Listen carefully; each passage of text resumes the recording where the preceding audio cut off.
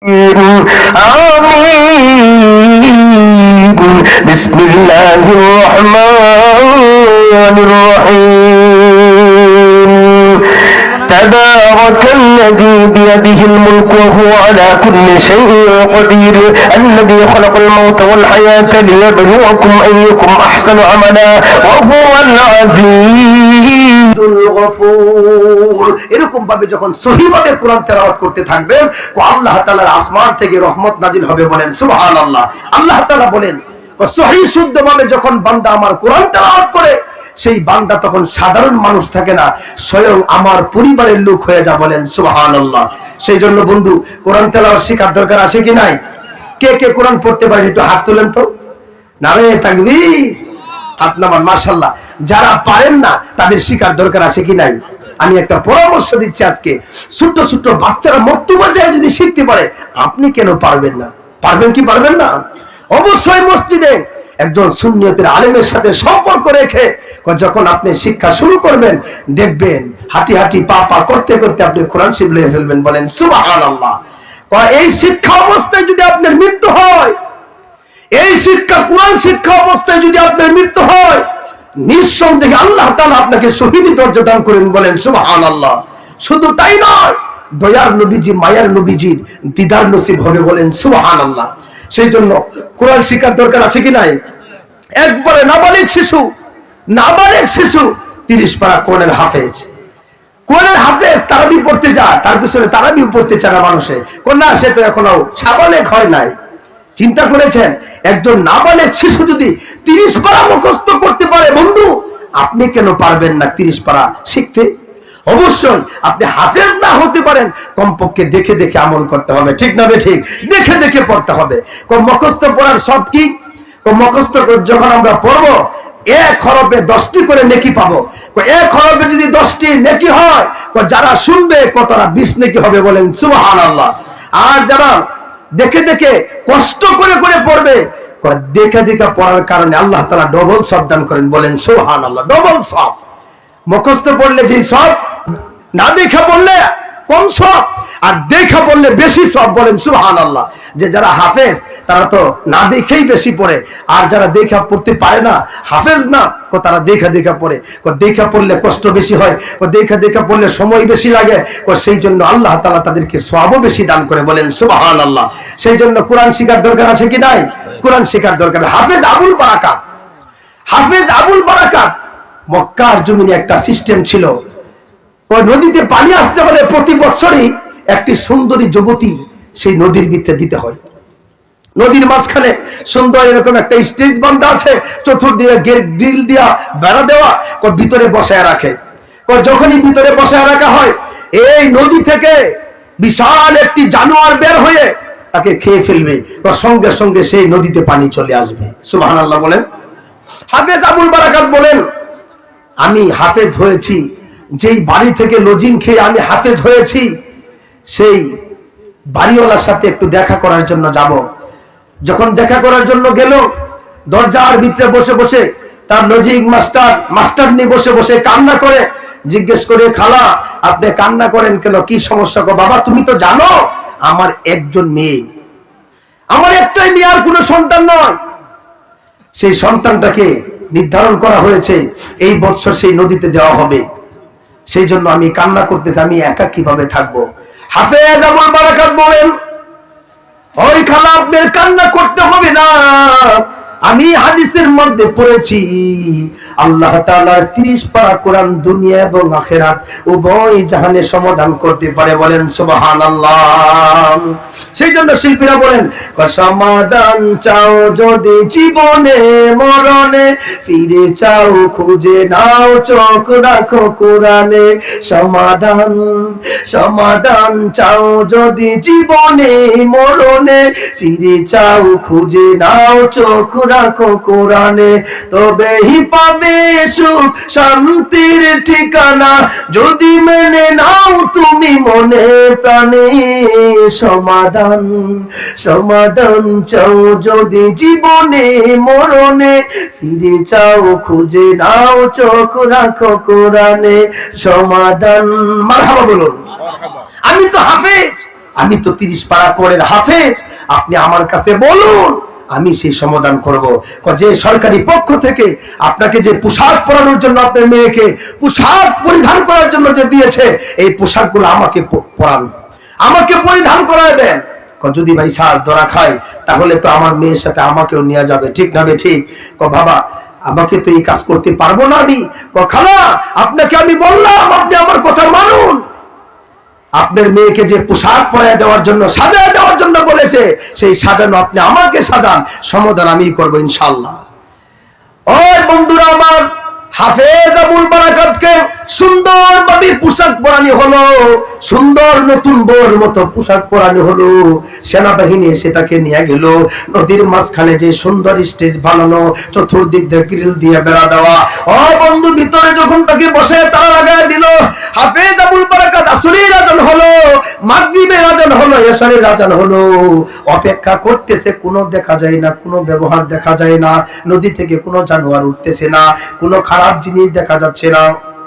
হাফেজ আবুল বারাকাত দয়ার নবীজি, মায়ার নবীজির জিকির করতে করতে, দুরূদ পড়তে পড়তে যখন অপেক্ষা করতেছে, গভীর রজনী যখন হয়েছে, সেই নদীর ফাটা থেকে লাফ দিয়ে একটি জানোয়ার বের হয়েছে, বিশাল বড় একটি দানব বের হয়েছে।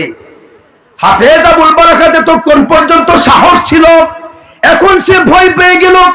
এই দানব থেকে বাঁচার কোনো উপায় নাই। যখন সেই ভয় পাচ্ছে আর দানব যখন তার দিকে দৌড়ে আসতেছে, সে সঙ্গে সঙ্গে পড়তেছে আউযু বিল্লাহি মিনাশ শাইতানির রাজীম,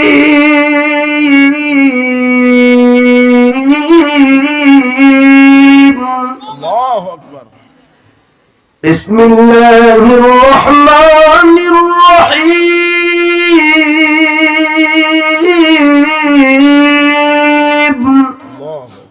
এই দানবটা একটু অপেক্ষা করতেছে, আউযু বিল্লাহি মিনাশ শাইতানির রাজীম, বিতাড়িত শয়তান থেকে আল্লাহ তোমার কাছে আশ্রয় চাই, বিসমিল্লাহির রহমানির রহিম, আল্লাহ তোমার নামে শুরু করতেছে। মানে কি শুরু করব? বন্ধু, অনেক সময় পশু পাখিগুলাও অনেক কিছু অনুভব করতে পারে, কিন্তু কপাল পুরা মানুষ হয়ে অনুভব করতে পারি না, ঠিক না রে ঠিক? একটা পশু পাখি কবরের পাশ দিয়া যাইলে চিল্লায় দৌড় দেয় কবরে যখন ভয়ঙ্কর কিছু আসে, ঠিক না রে ঠিক? কিন্তু মানুষ হয়ে কবরের পাশে শুয়ে থাকি, এরপরেও কবরের ভিতরের খবর বলতে পারি না, ঠিক না রে ঠিক? ও বন্ধু, আল্লাহুল মাওলা, বান্দা যখন আল্লাহর হয়ে যায়, ফালাহুল কুল, আল্লাহ তার হয়ে যায়। আর আল্লাহ তাআলা যখন তার হয়ে যায়, তখন মানুষ আর সাধারণ থাকে না, অসাধারণ মানুষ হয়ে যায়।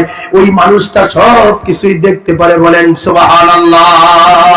বন্ধু, আল্লাহর ওলিরা পারে কি পারে না? বন্ধু, হাফেজ আবুল বারাকাত সঙ্গে সঙ্গে দেখতে পেলেন ওই দানবটা বের করলো যে আল্লাহর নামে কি শুরু করতে চাচ্ছে। হাফেজ আবুল বারাকাত পড়তেছে ইয়াসিন,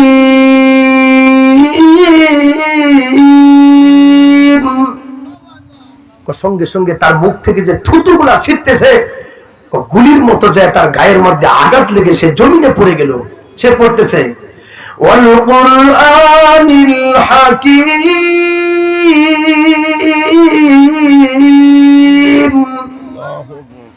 জমিনে যখন পড়ে গেল, ওই ফাটার ভিতরে ঢুকে গেল।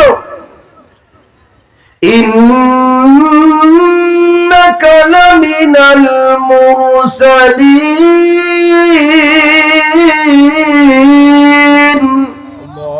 সঙ্গে সঙ্গে ফাটাটা লেগে গেল।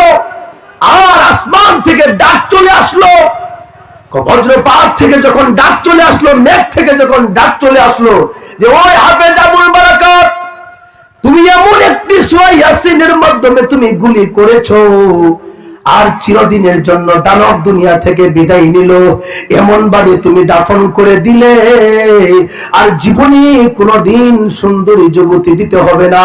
সঙ্গে সঙ্গে বৃষ্টি শুরু হলো, নদীর ভিতরে পানি চলে আসলো, বলেন সুবহানাল্লাহ।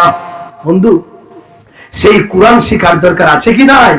যে ব্যক্তি ফজরের নামাজের পরে সূরা ইয়াসিন তেলাওয়াত করবে, পরের দিন ফজর পর্যন্ত আল্লাহ তাআলা সমস্ত তার দায়িত্বগুলো আল্লাহ তাআলার কাছে নিয়ে যায়, বলেন সুবহানাল্লাহ। কেউ যদি আপনাকে গুলিও করে, সেই গুলি ফিরে যাবে, এই দেহের ভিতরে গুলিও ঢুকবে না, বলেন সুবহানাল্লাহ। দেখবেন সুন্নিয়তের বড় বড় আলেম সুন্নিয়াতের বড় বড় মুজাহিদ যারা, তারা বিশাল বড় বড় বিপদেও যখন ঢুকে তাদের কিচ্ছু হয় না। স্বয়ং দায়িত্ব নেই কে? সবাই চিল্লায় বলেন, কে দায়িত্ব নেয়? আল্লাহ। সেই আল্লাহই দায়িত্ব নেয়। সেই জন্য বন্ধু, আল্লাহর সাথে যদি সম্পর্ক রাখতে হয়, আল্লাহর সাথে যদি সম্পর্ক রাখতে হয়, সেই কোরআন তেলাওয়াত করতে হবে কি হবে না? হ্যাঁ মুসলমান, আজকে থেকে প্রতিজ্ঞা নেন যে মৃত্যুর আগে আমার কোরআন শিখতেই হবে, রমজানের আগে কোরআন আমার শিখতেই হবে, রমজানের ভিতরে আমার কোরআন তেলাওয়াত শুরু করতে হবে। বলেন সুবহানাল্লাহ।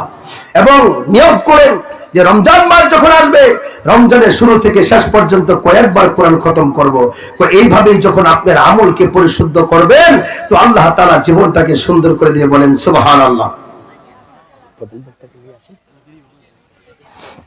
সম্মানিত হাজিরিন, অনেক কষ্ট করে এই ঠান্ডার ভিতরে আলোচনা শুনতেছেন। আপনারা এমন একজন মেহমানকে দাওয়াত করেছেন, এমন একজন আল্লাহর ওলিকে দাওয়াত করেছেন, যিনি আপনাদের সামনে অল্প সময়ের ভিতরে আলোচনা শুরু করবেন। অল্প সময়ের ভিতরে আলোচনা শুরু করবেন, যার আলোচনা শুনে লক্ষ লক্ষ মানুষ পাগল। এমন একজন ব্যক্তির আলোচনা শোনার দরকার আছে কি নাই? আশেপাশে যেই সমস্ত বন্ধুগণ দূরে থেকে মাইকের আওয়াজ শোনা যাচ্ছে, ওগো বন্ধু, দূরে নয়, দূরে নয়, সবাই প্যান্ডেলের নিচে চলে আসুন।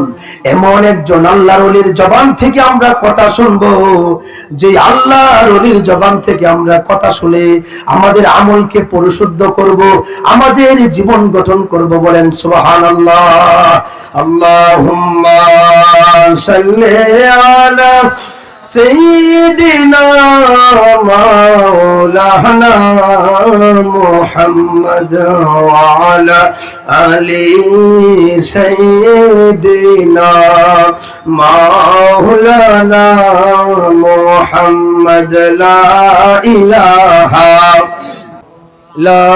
إلا الله لا إله ভেজান আল্লাহ ছাড়া মাবুদ নাই, আমার নবীজি ছাড়া উপায় নাই। হাই হাই আল্লাহ ছাড়া মাবুদ নাই, আমার নবীজি ছাড়া উপায় নাই। সেই নবীকে পেতে হলে, সেই নবীকে হলে ওলি আল্লাহর দোয়া চাই। লা ইলাহা ইল্লাল্লাহু লা ইলাহা ইল্লাল্লাহু লা ইলাহা। ভাইজান কত সুন্দর মদিনা, আহাজার নাই কোনো তুলনা। আল্লাহ কত সুন্দর মদিনা, আহাজার নাই কোনো তুলনা। মনকে কত বুঝাই বুঝে না, মনকে কত বুঝাই বুঝে না। হাই হাই যাইতে চাই যে মদিনা।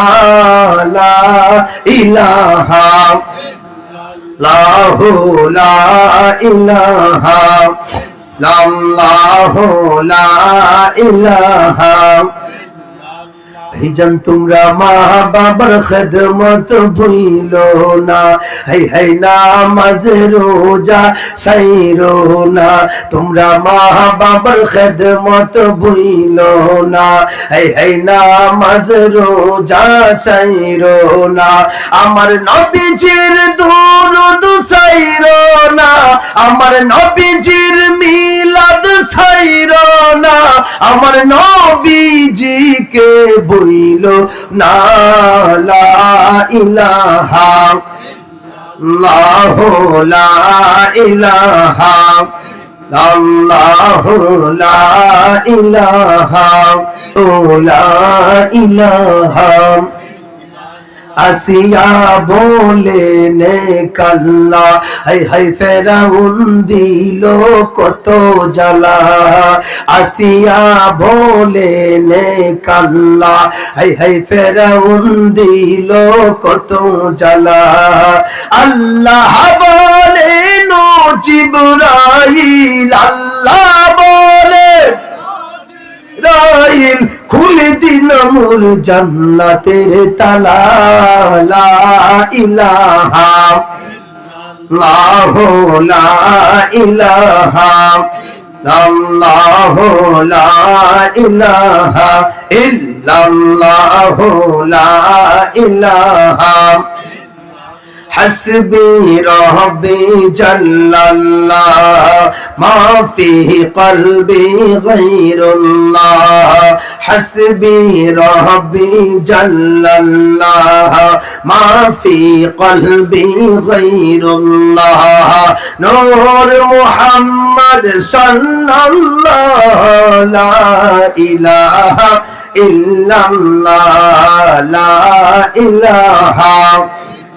আল্লাহু লা ইলাহা আসমানের মালিক যে আল্লাহ আসমানের মালিক যে আল্লাহ জমিনের মালিক সেই আল্লাহ পড়েন লা ইলাহা আল্লাহু লা ইলাহা আল্লাহু লা ইলাহা হায়াতের মালিক যে আল্লাহ হায়াতের মালিক যে আল্লাহ মৌতের মালিক সে আল্লাহ পড়েন লা ইলাহা ইল্লাল্লাহু লা ইলাহা ইল্লাল্লাহু লা ইলাহা লা ইলাহা ইল্লাল্লাহু মুহাম্মাদুর রাসূলুল্লাহ সাল্লাল্লাহু আলাইহি ওয়াসাল্লাম আল্লাহুম্মা সাল্লি ওয়া সাল্লিম ওয়া বারিক আলাইহি নারে তাকবীর নারে রিসালাত চেয়ারম্যান সাহেবের আগমন চেয়ারম্যান সাহেবের আগমন আজকের মাহফিলের পক্ষ থেকে নারে তাকবীর নারে রিসালাত বন্ধুরা আমার আল্লাহ পাক রব্বুল ইজ্জত ওয়াল জালাল বলেন ওয়ামা খলাকতুল জিন্না ওয়াল ইনসা ইল্লা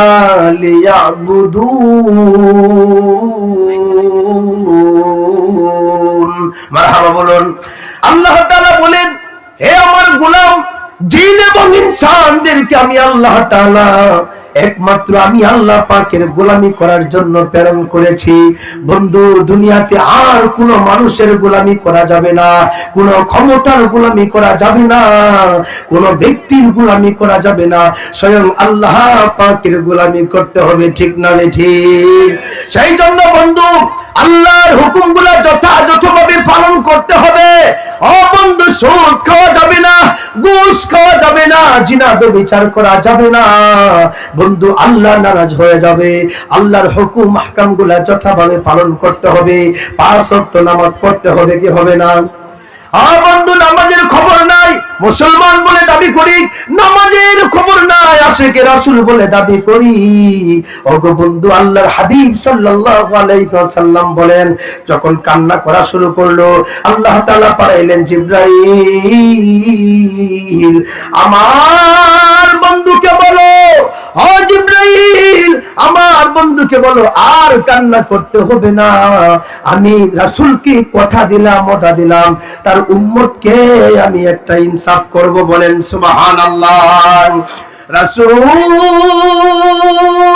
ডাক দিয়া বলেন ওগো আল্লাহ আমার উম্মত কুরআন থেকে দূরে চলে যাচ্ছে, নামাজ থেকে দূরে চলে যাচ্ছে, হালাল থেকে দূরে চলে যাচ্ছে, সেই জন্য আমার ভয় লাগে আমার উম্মতের যদি কষ্ট হয় আমার নবীর শান্তি হইয়া কোনো লাভ নাই, ঠিক না বেঠিক?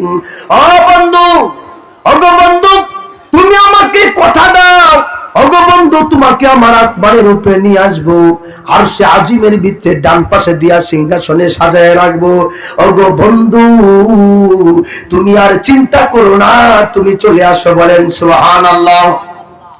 রাসূল ডাক দিয়া বলে, ওগো আল্লাহ, আমি দুনিয়া থেকে বিদায় নিব, আমাকে আরশে আজিমে ডান পাশে দিয়া সিংহাসনে তুমি সাজায় রাখবা।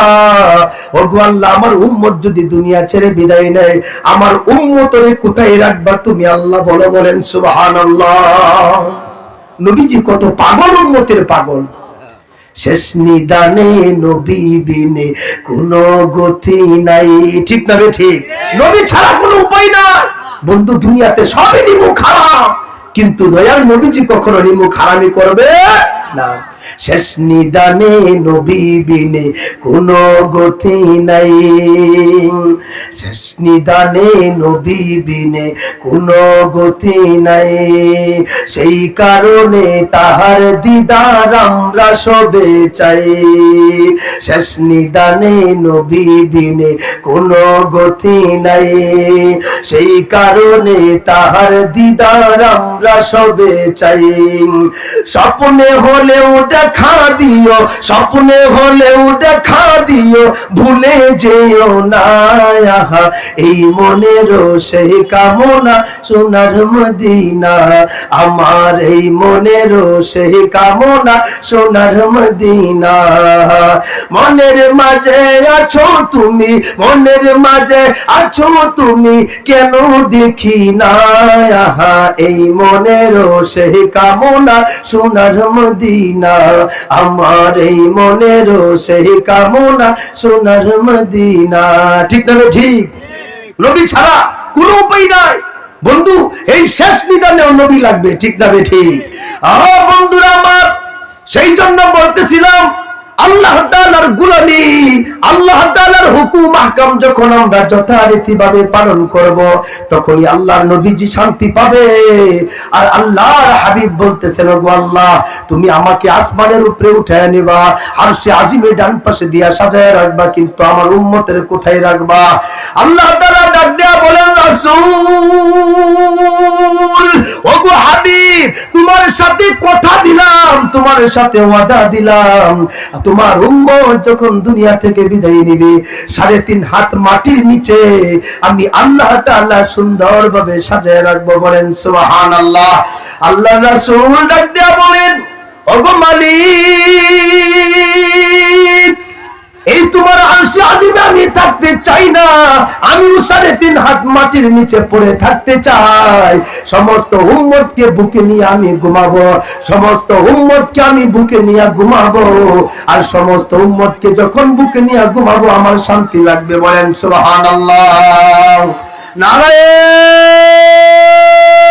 তাকবীর, আল্লাহু আকবার, নারায়ে তাকবীর, আল্লাহু আকবার, নারায়ে রিসালাত, ইয়া রাসূলুল্লাহ। মুফতি শাহজালাল সাহেবের আগমন, শুভেচ্ছার স্বাগত। আশিকি সাহেবের আগমন, শুভেচ্ছার স্বাগত। মাহফিলের পক্ষ থেকে শুভেচ্ছা, মাহফিলের পক্ষ থেকে শুভেচ্ছা, চেয়ারম্যান সাহেবের পক্ষ থেকে শুভেচ্ছা। নারায়ে তাকবীর, নারায়ে রিসালাত।